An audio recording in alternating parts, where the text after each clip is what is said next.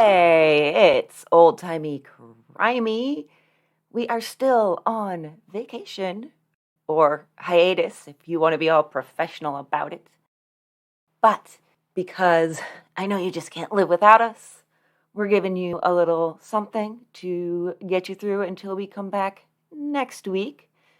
This is an old Timey Crimey that I told Amber back in August and that our patrons got to hear all the way back then. And I picked it because it's one of my all-time favorite stories.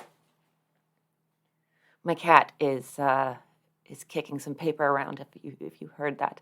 So one of my favorite stories, one of my favorite characters from history that almost nobody seems to know about.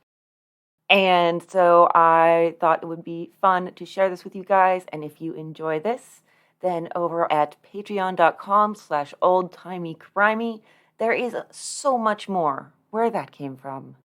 So enjoy. Happy New Year.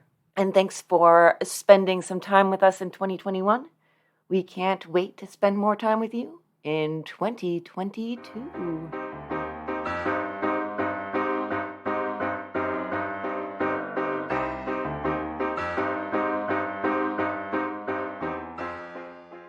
Okay, so this story that I'm about to tell you and our patrons, when I first stumbled upon this, I was like, oh my God, why is Amber going on vacation when I need to tell her the story of this little girl? Oh, this should be good.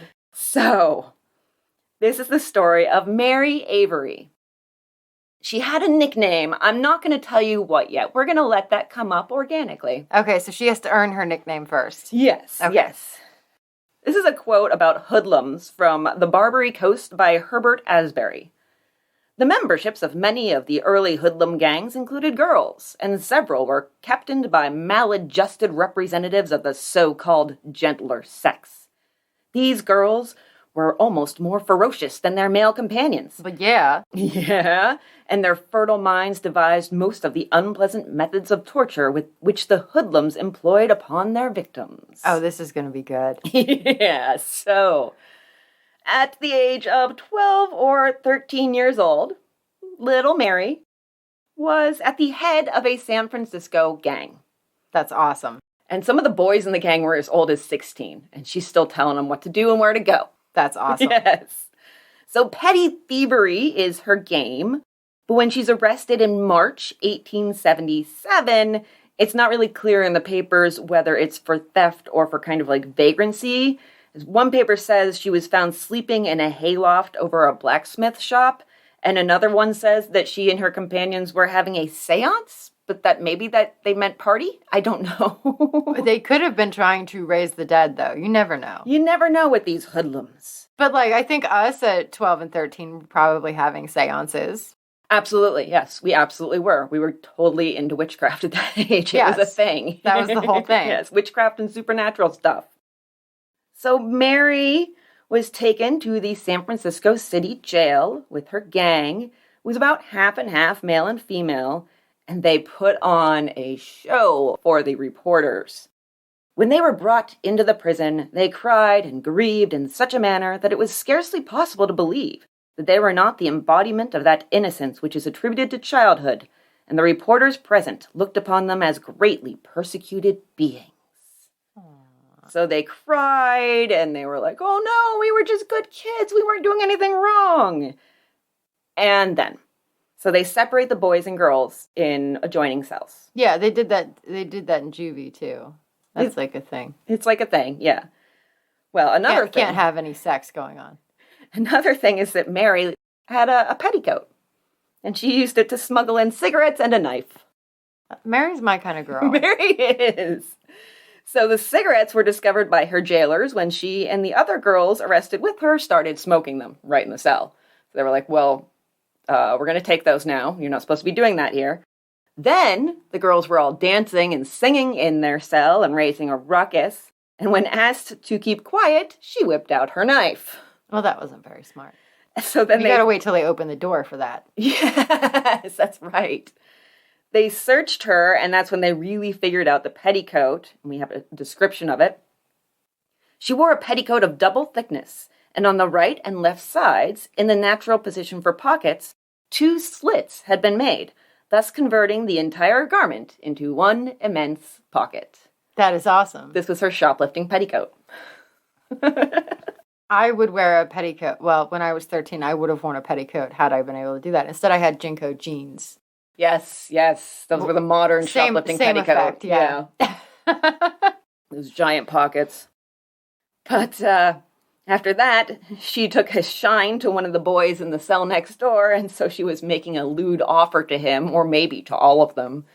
It seemed kind of her way. Look at all these glory holes, guys. Yeah. Then she got tossed into solitary, but they called it the dark cell. Ooh. Yes. And the guards said that she was one of the worst cases of juvenile depravity they'd ever witnessed. She's a tough one. Our Mary. So she goes before the court, along with her whole cadre of hoodlums. Her mother tried to beg the judge for leniency, and the papers described Mary as the smallest, prettiest, and most abandoned of the trio of girls who had been arrested above the blacksmith shop. But while the judge is dealing with the rest of the gang, Mary's having a grand old time. She enjoyed the performance hugely and maintained a ripple of laughter throughout. So her mother was there, despite the fact that they said she was the most abandoned. The newspapers called her mother corpulent and careless looking. And we expressed no surprise at this. Careless looking. Yeah, just careless looking. Maybe she was a little slovenly in her appearance or wasn't perfectly buttoned up. Who knows? And also her mother was laughing the whole time at her daughter's cuteness. Like, oh, look at my daughter, she's so cute. God. In court. The judge remarked of the girls' mothers in general that he'd seen them just as frequently as he'd seen the girls. These are people who spend a lot of time in and out of jail and court. Apple doesn't fall far from the tree. Right. So there's a moment when another girl in the gang has her mother insisting to the judge that her daughter had never been out past 10 p.m. And Mary goes, "Oh, can't your ma lie? Why, you've been out more times than ever so much."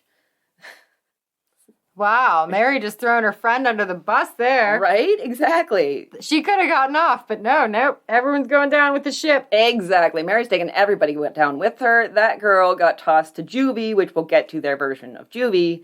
And, quote, vicious little Mary Avery clapped her hands and crowed with glee. But the judge did put Mary away until the following fall. And she was either sent to the industrial school or to a sort of like girls' asylum. It's unclear which, but when they were about to be marched downstairs, she manifested some tenderness by bidding adieu to her not deeply affected mother in a touching manner. Some weird family dynamics going on here. Yeah. See ya, Ma. So she's out in November 1877, and it's time for another heist or two. This is where we see Mary's talents really shine. So first, the gang breaks into Feigenbaum and Company's wholesale fancy goods house. Oh. Wholesale fancy goods, you say? That sign will cost you an arm, a leg, and a fancy good. I'm telling you what. They steal numerous fancy toys and several valuable music boxes. It's kind of a cute little heist, you know? That is kind of an adorable heist. It's adorable, and they're quite the Ocean's 11 in how they go about this. They climbed up onto the roof of a bootblack's shop, and they used that to access a second-story window on Feigenbaum's. So Mary and a boy in the gang went in the window. The rest of them stayed outside, and Mary and her companion on the inside used the elevator to transport the goods up to the third-floor window, where the gang members would then retrieve them. Huh. Yeah. Okay. 2 days later, Mary's gang busts into a store by prying open the cellar door. A little less Ocean's 11 on that one. Yeah. On Market Street, they stole a bunch of stuff, but the real headline there is it's not toys, it's not music boxes. They stole 127 revolvers, powder, and ammo. Nice. That's for their next heist, which is going to be even bigger, I assume. They're getting ready for war here. So the San Francisco Chronicle said of Mary then, "She is but 14 years of age and a hard case. She is known among her youthful but depraved companions as Little Dick." I love it. So altogether in the two heists, they got $1,000 in property, which is $26,000 today. Nice. Well done, Little Dick. Right? Little Dick is really doing well for herself. So when I don't know, though. I feel like the nickname's all wrong. I mean, she's obviously got the biggest one of the bunch. Exactly, but the reason comes up, but it doesn't come up until we reach kind of like the end of her story, at least as far as history is concerned. Okay. So there is a reason for it, and it all clicked into place for me when I read it. Okay. So when they're first apprehended, there's no charges filed yet because the police had not found the stolen property. But then they started searching the gang members' houses, and they found music boxes, toys, and guns hidden in each of them. Many guns. Well, yes, lots of guns. Yeah, for her part, Mary had 10 pistols, some toys, a lamp, and some ammunition. So she and her gang are all committed to the industrial school. Now, let's talk about the industrial school. It was established in 1859, took boys and girls as young as 2. Wow. 2! I'm just appalled. I can't. And it gets worse. So of the 65 children that were first committed to the school in its establishing year, 12 out of 65 had actually been accused of crimes. The rest were sent there for, quote, leading an idle and dissolute life. That idle 2-year-old. Right, exactly. He's not making any money and he's dissolute to boot.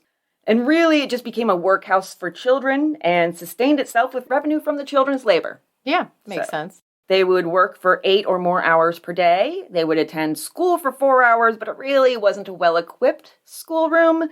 Shocking. The teacher had a desk made of a strip of plywood propped up on barrels. So all that money was not going into the education of these children. And to prevent escapes, the children were banned from wearing shoes and socks unless they were ill. So they had to be barefoot. Mm-hmm. While doing manual labor. Mm-hmm. That makes sense. Yeah. How many of those children still had toes? Probably not very many of them. Yeah. There was also flogging and even a suicide by a child a few days after a beating. There was solitary and just outright torture. I mean, it was a very corrupt situation, too, because for the first several years it was privately owned. So all that money's going into somebody's pocket. There were some attempts at reform in the years prior to Mary landing there. And actually, both the foster care and the probation system in California started due to the extreme corruption and brutality of the industrial school. It still would have sucked. Yeah. Still would have been awful there. It does seem that at the time Mary was sentenced, committal to the industrial school would actually mean she ended up in the Magdalene Asylum instead, which, as you might guess, was started as a Catholic group-sponsored shelter for former sex workers.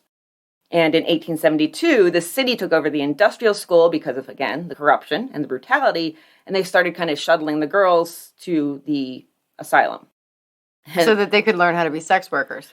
According to Gary Kamiya, the new arrivals were so rebellious that the sisters had to house them in separate quarters, fearing they would corrupt the Magdalenes. Wow. These little girls were going to corrupt the prostitutes, Amber. I'm impressed. She got out of the Magdalene Asylum in August of the following year, and once again was arrested and tried for leading an idle and dissolute life. Then in May 1879, she and a friend were arrested and charged with drunkenness. So this from the newspaper. The young prisoners were seen by the arresting officers on the roof of a house on Jessie Street, with a number of small boys, screaming and swearing at the top of their voices. The boys escaped on the approach of the officers, but the girls were caught and taken to the city prison where they were locked in the dark cells. So, probably solitary again. Why straight there? Why did they send them straight to the dark cells?